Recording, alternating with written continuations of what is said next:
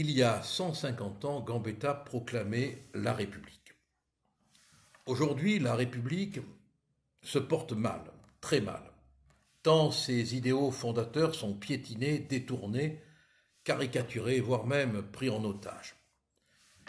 La République avait pour pilier l'école. Le maître était entouré de respect, aujourd'hui il est maltraité, bousculé, il enseigne la peur au ventre, et 40% des professeurs déclarent s'auto-censurer, 50% dans les ZEP. Le témoignage de Bernard Ravet, dans son livre principal de collège ou imam de la République, dit tout. Le président Macron nous a déclaré que la République était indivisible. Ah oui, et qu'est-ce qui fait des territoires perdus de la République? Et qu'est-ce qui fait des zones de non-droit? Et qu'est-ce qui fait de ces lieux où des conférenciers ne peuvent aller parce qu'on ne veut pas les recevoir? Et qu'est-ce qui fait des camps indigénistes interdits aux Blancs? La République avait pour règle que force doit rester à la loi. Quand on pense à l'existence des zones de non-droit, quand on sait que le Val d'Oise est présenté comme un laboratoire du séparatisme islamiste, et quand on sait que les barbares, selon le titre d'un livre, le maire et les barbares sont les maquereaux de quelques maires, on a envie de rire ou de pleurer. L'idéal républicain était la République.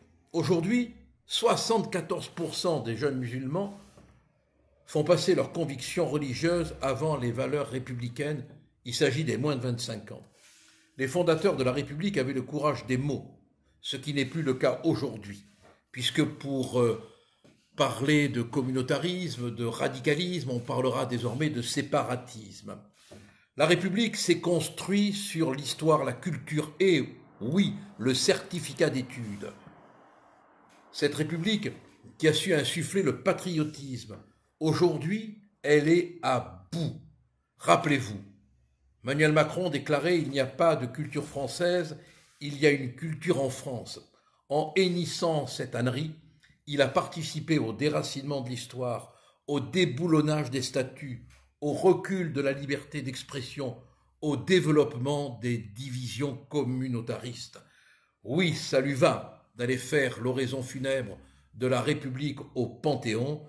Je ne sais pas si aujourd'hui Queneau pourrait encore dire « Merde, on est en République, il me semble ». On a plutôt l'impression que la République, on lui a dit merde depuis longtemps.